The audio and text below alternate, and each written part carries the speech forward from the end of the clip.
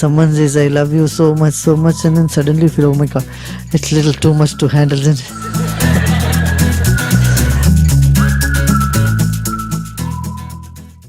we really run away from love. There is a certain pattern. If someone gives you a lot of love, after some time you feel it's too much, you run away.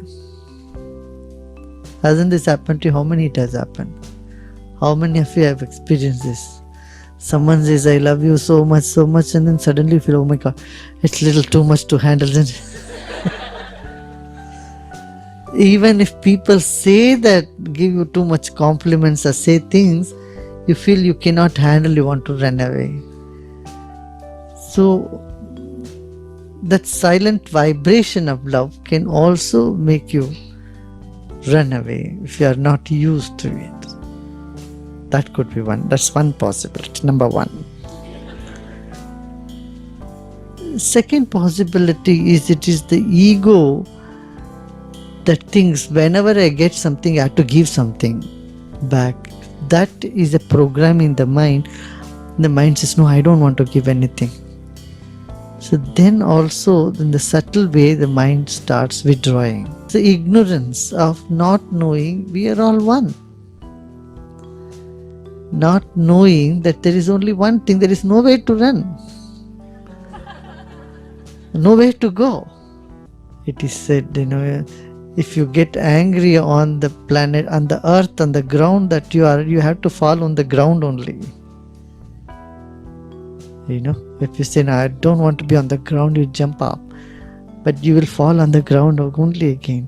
So there is no escape from air, there is no escape from earth, there is no escape from the elements of creation.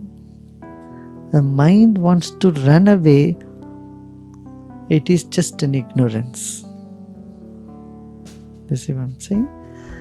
So, and third, the fourth possibility is you feel you may be judged. There is that little concern, oh, maybe I am not accepted. Maybe I will be judged.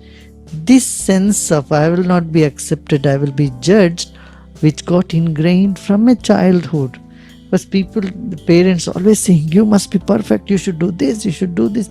They kept putting so much pressure on the child to be perfect, and the child started rebelling, wanted to run away from that time onwards. So that pattern in us, maybe, I'm not perfect, I want to be perfect. So I'm not natural the way I am, but I want to be something else to show off. So that tendency we inculcate in children. From childhood we have been inculcated. Are you getting what I'm saying? So if you're not well dressed, you can't come in front of people. You have to be well dressed. You have to behave certain way. You have to do this. A child is never allowed to be natural.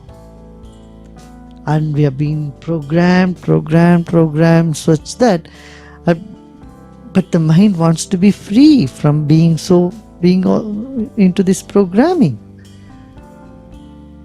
Then it shies away, then it just wants to be by itself. So here is satsang is a place where you can let go all those concerns.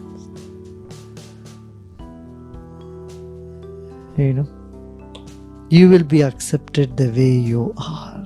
However you are rebellious, unreasonable, you are accepted. You are reasonable, you are accepted. You lack efficacies, you accept that. So that's our big problem. We have said the first art of living, the first statement is accept people as they are, and I got really caught up in that. I said the biggest mistake we made is I said accept people as they are. Now we can't say anything. Our mouth is sealed. I tell you, I need a recent incident in the Bangalore ashram. In Bangalore ashram, about 700 people staying staff. And a lot of people come and go. And suddenly people were losing things from their room. Somebody was breaking into their rooms when everybody is blissfully in satsang. And it was mysterious that things would simply disappear, laptops, phones, jewelries, everything. People were supposed to lose their worries and tension, but they were losing their things, from slippers to their umbrellas. Everything people were. And then one day we caught hold of a woman who had a spanner in her bag trying to open some other door, break the locks. So someone saw her and everybody got together. They caught her. She was a pregnant woman. So we called the police and handed over this thief. She is doing this breaking.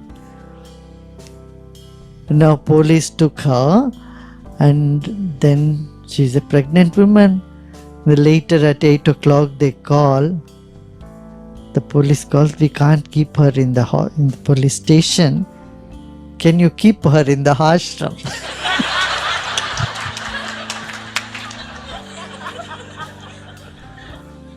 We said yes. So we made a room for her, made food, and brought the thief and had to take care of her.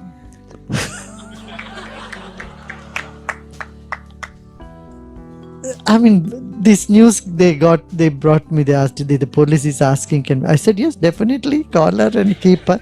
And said, next day I said, even you shouldn't even hand it over to police. You should have sat and spoken to her. What is your problem? What do you want? I said, next day give her some sari, some gifts. And so we gave all the gifts. First of all, they deny, a thief always, no, I didn't do it. I was just carrying because I get convulsions, so I need an iron with me. And she totally denied she was stealing, but people have seen her breaking the lock when everybody is in satsang, and she has somebody else name tags, the name tags, with so much crowd, 5,000 people coming in and going out. Well, then she wouldn't admit that she was stealing. She looked very decent, wearing good dress and well dressed. And so we said, okay, we'll give her some gifts, and we sent her anyway. And we had a snake, the most poisonous cobra. It was lying on the floor in the garden, almost half conscious, half unconscious. So, most poisonous cobra, big one. And it's not moving. Usually cobras are much more scared than us, Then the whole day it was lying like in a place. So we called the vet and sent the cobra, and the cobra had food poisoning.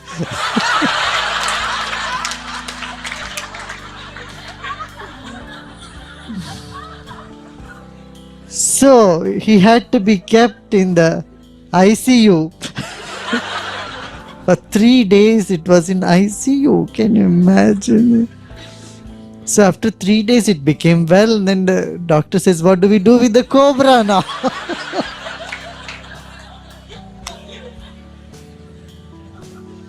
So I said, our garden is too small for it. We'll go take him around, leave him in the forest somewhere else. So we gave him a nice home somewhere else. So I said, when we say accept people as they are, you are God. So it's my problem, not your problem. Got it? You just be free. Yeah. Because we, from childhood we have been ingrained like that. Don't do this, you shouldn't talk in front, or do this, do that, blah, blah, blah, blah, blah. I feel so restrictive, isn't it? And that's why here In the course, doesn't matter. You shout, yell, roll, and stand on your shoulder or on your head. Nobody minds. But when you go away from here, you have to have etiquettes. Yeah. Not feeling it as a burden, but making it your nature. There are two things. You have to have certain mannerisms. But all that